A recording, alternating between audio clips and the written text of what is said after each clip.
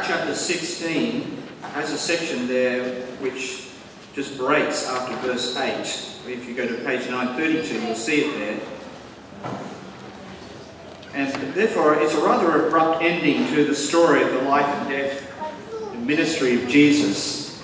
Ends really abruptly. It's only 8 verses, very typical of Mark because he's quite concise all through his report on the life of Jesus. He just races through it. And this sort of reminds me a bit of some of the ways, some abrupt ending. I thought there must be a sequel. And the classic to that was the Planet of the Apes. Did anyone see the original Planet of the Apes? Charlton Heston? Yeah, look, I went to the pictures and, Charlton Heston was there, an astronaut, lands on this strange planet. And it's taken by apes. Apes run the place and the humans, they're under the control, they're slaves to the apes. And so he it has this sort of contest where he wins his freedom from the apes, races away to get back to his ship that he landed on this planet to, and then he comes to the shore and he sees the Statue of Liberty there. And then it dawns on him and he realizes that he's on Earth.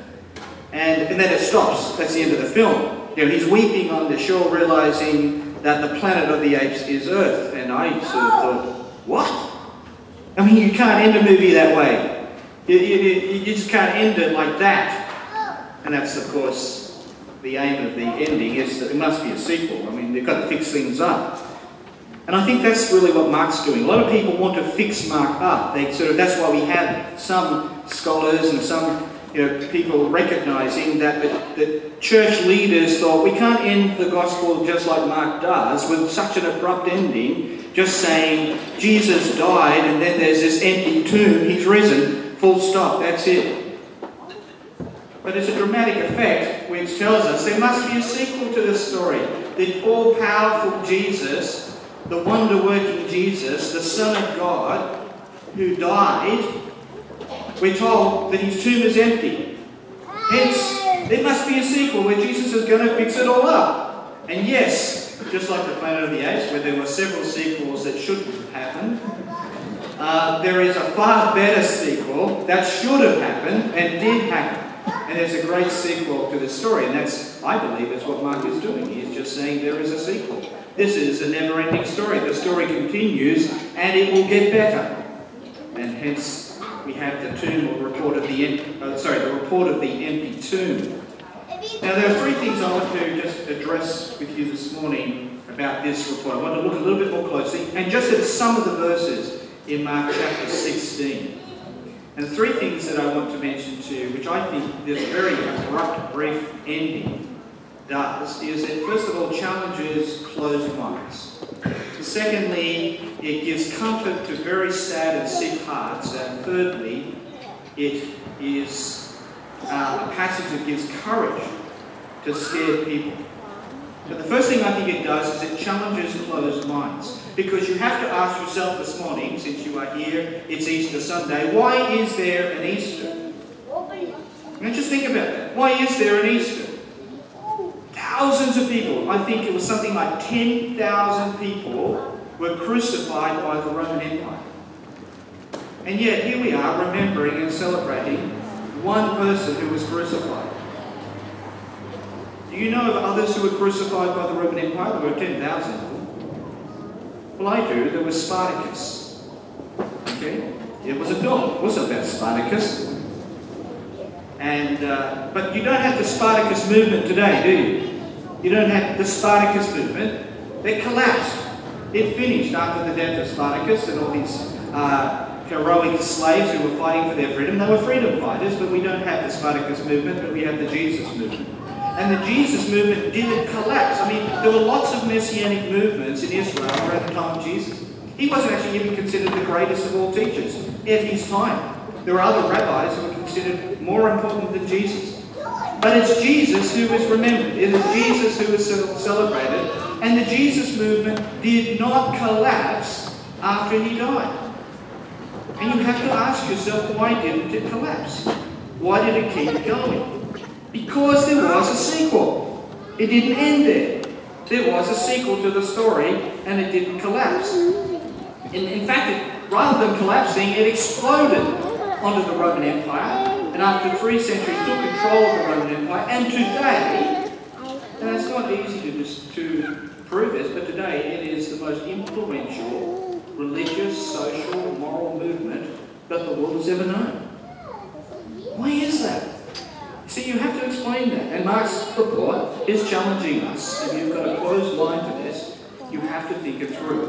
How come there is such a great sequel that Christianity explodes onto the scene and becomes the most influential religious, social, and moral movement that has ever affected and impacted this world?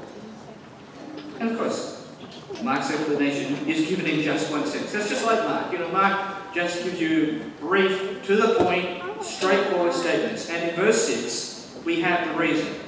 Don't be alarmed, the angel said. You're looking for Jesus the Nazarene who was crucified. He has risen. He's not here. That's it. That's your explanation. Why this is the most influential movement in the world, because of this great sequel to the story.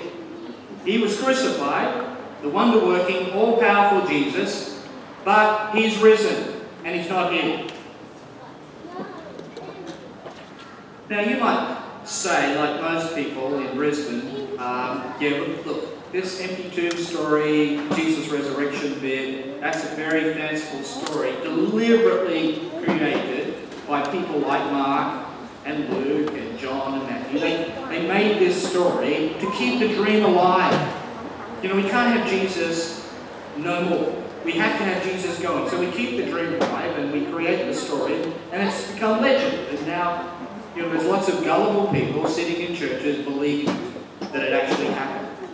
Well, Mark challenges that as well. Do you notice at the beginning of the verse, he mentions 3 women. In the beginning of the chapter, I should say. First verse. When the Sabbath was over, Mary Magdalene, that means Mary of Magdala, is just the place she came from. Mary, the mother of James, that's Jesus' mother, because Jesus had a brother called James. And earlier on in Mark chapter 15, he mentions her also as Mary, the mother of Joseph or James. And so it's Jesus' mother, and Salome, who was the mother of John and James, so the wife of Zebedee. So we have 3 women mentioned. That's not the first time they're mentioned. They're mentioned also in Matthew chapter 15 at verse 40.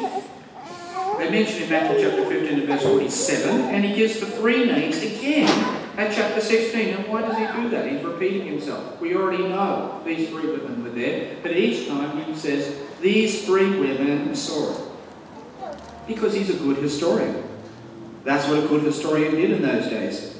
A British scholar called Richard Borkham, who knows a lot about the methods of ancient historians, said the historians of this time relied heavily on eyewitness accounts and considered eyewitness accounts as having far more authority than written documents.